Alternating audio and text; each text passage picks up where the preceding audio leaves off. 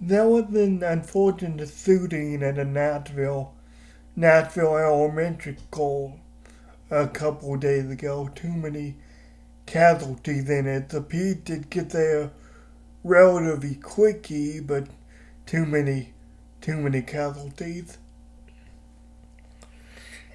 And the shooter, they tried hard to cover this up, obviously, but the shooter, well, was a trans individual, was a former student, from what I can gather, and a trans individual. Uh, male to female, female to male. It was a female to male. I get those confused sometimes because it's a confusing thing. So that means it took hormone to get her to prepare the male and everything. I don't know if they got the surgery or not, but I posted on Facebook. Okay, this is unfortunately the end result of trans ideology, which is why trans ideology should be looked at, should be eradicated. Now, notice I didn't say the people, which trans individuals are a whole different can of worms for another time. I don't think the Bible supports them, basically. But, I mean, Michael knows that I didn't say, hey, the people should be eradicated. I said the ideology should be eradicated, but they still, you have toys, you have liberals, whatever you want to say, they still took them out of context as they want to do, and they took them out of context and said, oh, that means he wants to kill us. That means he wants to stop children from transitioning. He wants to stop all this. He wants to kill us. He wants to eradicate us. But no. But here's why I say this to eat into this, and why I say that's the end result of trans ideology. Because that ideology, and any ideology outside of crypto, really, because we're selfish individuals. We're at our core, we're very selfish individuals. But why trans ideology specifically, why this is the end result of trans ideology specifically, is trans ideology basically says, hey, you're perfect the way you are. If you get surgery, if you take these hormones, you're man, you're woman, or whatever have you. And anyone who tried to get in your way, so to speak, anyone who tried to talk to you about it or anything or to discourage you, they're just a bigot. They just hate you. They want you dead. So basically, isolation itself is what it teaches, giving into the Twitter individuals and trans individuals they say whose agendas ultimately to help you, but the yacht can't use the yacht, and they're just a yacht to you are, so they can't really help you in that regard. You think they can, but to say basically, hey, everyone else is an enemy. Anyone else who doesn't affirm you, anyone else who gets in your way, they're an enemy. They used to get them before they get you, basically. Now, obviously, I'm not saying every trans person is the accident individual, but they do have a potential to be so with this poisonous ideology, this the selfish ideology, and like I say, any ideology outside of the Bible and outside of Christ seems to be a poisonous ideology, seems to be a selfish ideology, because we're all selfish at our base.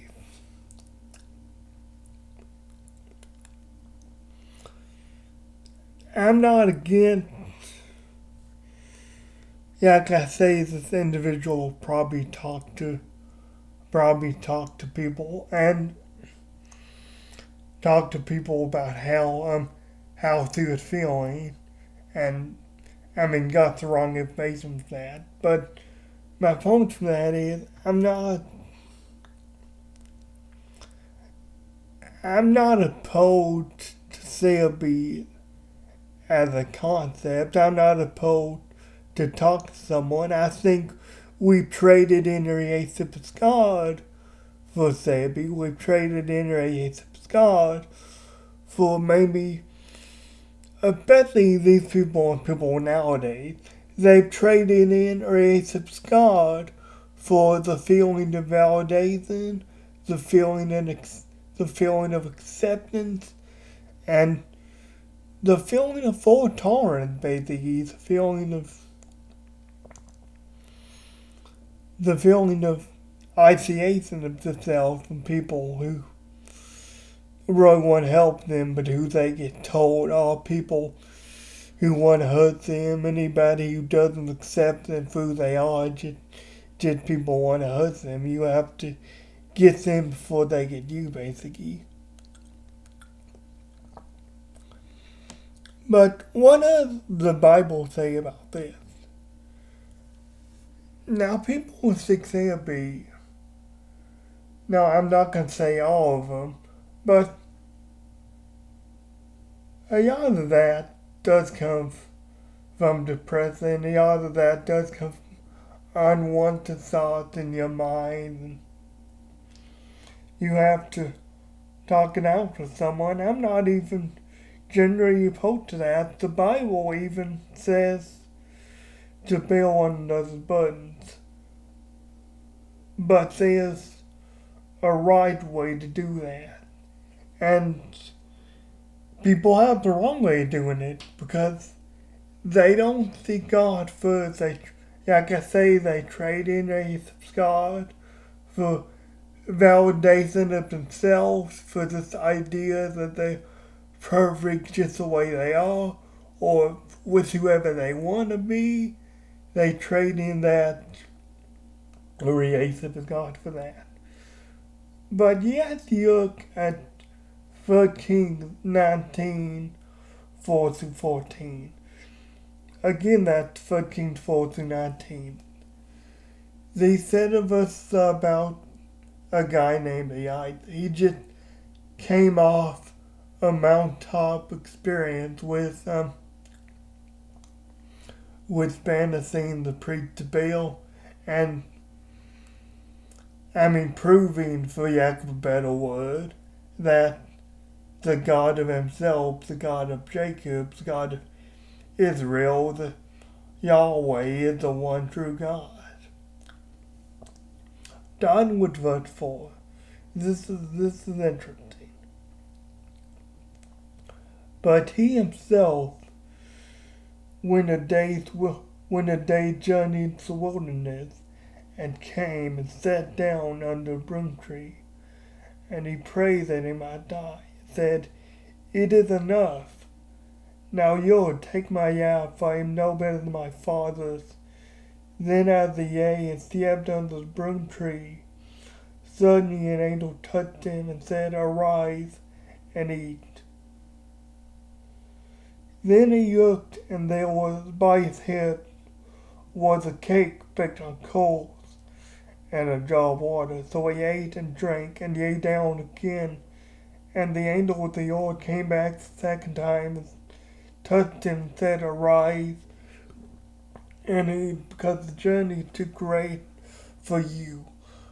So he arose, ate and drank, and he went in. That's And he went in the strength of that food 40 days and 40 nights as far as Horeb, the mountain of God. And there he went to a cave and spent the night in that place, and behold, the word of God came to him, and he said to him, "What are you doing here, Elijah?" Anytime God asks a question in the Bible, it's for our benefit, not for his. So he said, "I have been very zealous for the Lord God of hosts, for the children of Israel have forsaken your covenant, torn down your altars, and killed your prophets with the sword. I alone am left, and they seek to take my life." Then he said, "Go out and stand on the mountain before the Lord." And behold, the Lord passed by, and a great and strong wind torn in the mountain and broke the rock in pieces before the Lord, but the Lord was not in the wind. And after the wind an earthquake, but the Lord was not in the earthquake. And after the earthquake a fire, but the Lord was not in the fire. And after fire a still small voice. So it was when Elijah heard it, that he wrapped his face in his mantle and went out and stood in the entrance of the cave. Suddenly a voice came to him and said, "What are you doing here, Elijah?" "I have been very zealous for the Lord God of hosts, because the children of Israel have forsaken your covenant, torn down your altars, and killed your prophets with the sword. I alone am left, and they seek to take my life."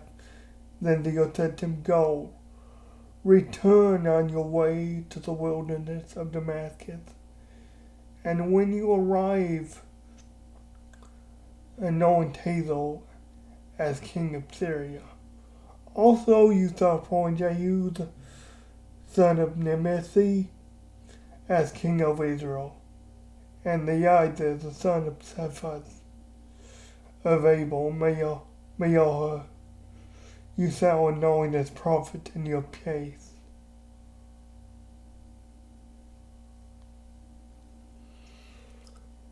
So we see that Elijah, well, for intents purposes, was in a depressive state. We back up a bit to verse 4, and we see he's suicidal in this. Well, I don't know if you'd call that exactly suicidal, but because he's asking the Lord to take his life, but that really semantics needs to handle there. We see Elijah doesn't want to live anymore. He said, "It is enough. Now Lord, take my life, for I am no better than my father." He gets into the depressive state after this mountaintop experience. And, I mean, we can see why.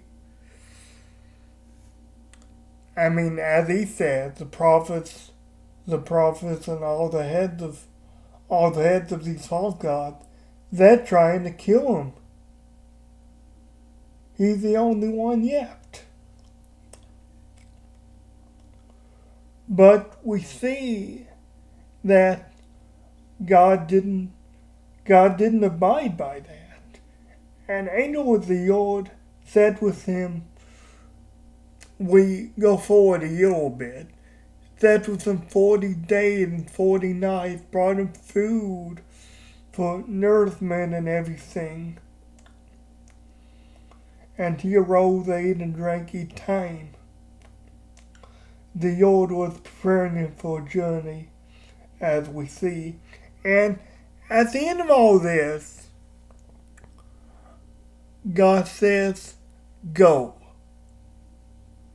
Go and anoint your predecessors, anoint your, I don't know if predecessors isn't the right word, but anoint the one who are going to come after you." for this is too great for you, but at your replacement, one of them. But the Lord didn't abide by his wishes to be killed, his wishes to end it all. He took care of this. He rode the depressive state a year within, but he took care of it, gave him food, gave him water, and a command to go. And yes, and I'm not a doctor. I'm not going to say this was the end all beat all for everyone, but that's a good cure for anyone right there. I mean, to work for the Lord, to just get a healthy diet, to just sleep, and to work for the Lord, to go out. Well, not necessarily to work for the Lord, I guess, but just to go out and do something, which working for the Lord is the highest thing you can do, but should you go out and do something that can very well sigh away a depressive demon. And you notice how the Lord didn't give in to him, didn't take that for an answer. He basically goes, okay, Ayatha, I know you just need a minute. You just need a minute to catch your breath, to relax a little bit, stay with your thoughts. But I'm not done with you. So I'm going to give you food, give you water, give you a good night's rest, then tell you to go.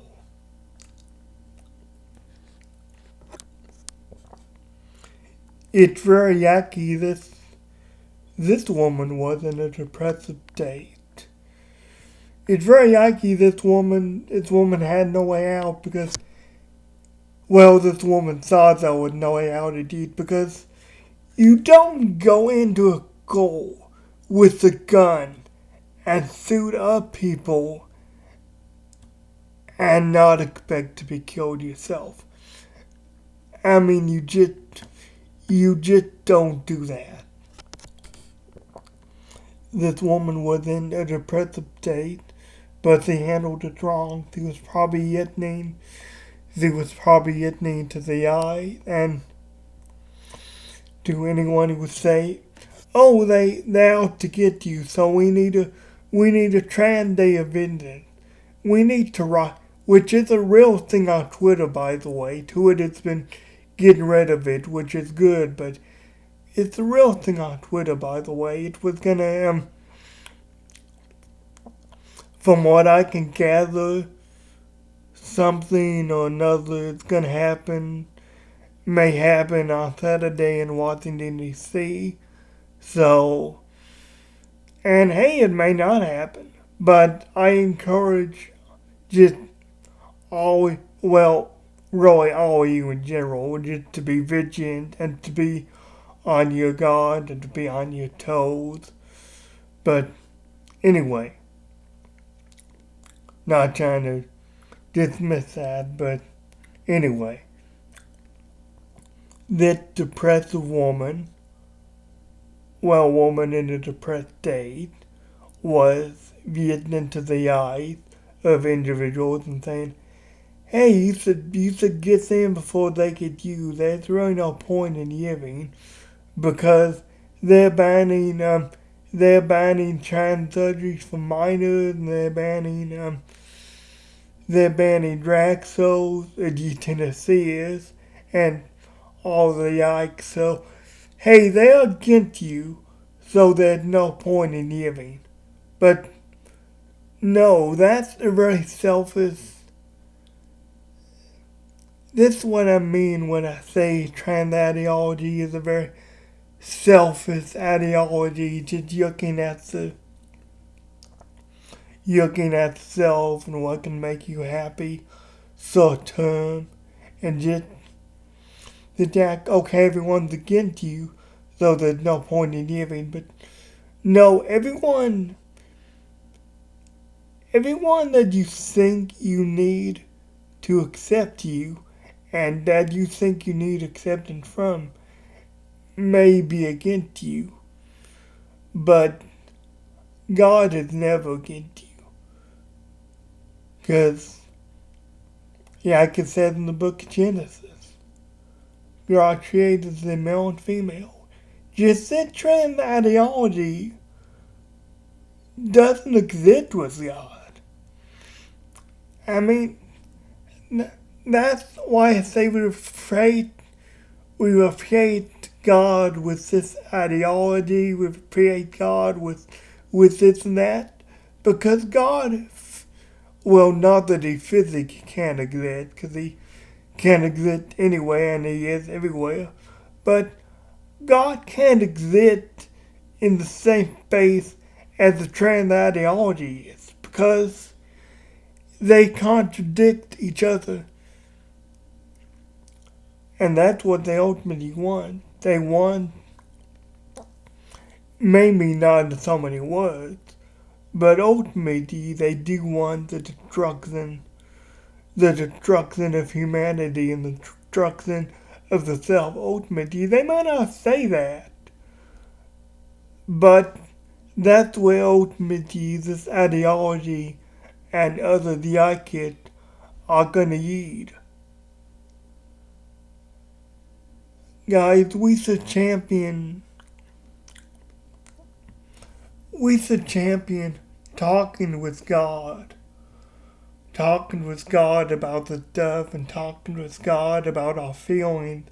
Like Eliza did. Before we talk about it with anyone else that may lead us astray and may lead us down the wrong path, either for their own agenda or just because they themselves are broken like us and don't know any better. Just know what they're told from so-called doctors. Guys, I love you. If any, I don't know if any of them listen right now, but especially in the future, if any of you are trans individuals, thinking of trans individuals, hey, God loves you. God doesn't want to oppress you like these people say. Now he wants to suppress your darker desires, but he doesn't want to oppress you. There's a difference between the two. He wants to suppress you, suppress your dark desires, so ultimately he can lead you down a path of greater fulfillment. Guys, I love you. God bless you. And I'll see you next week.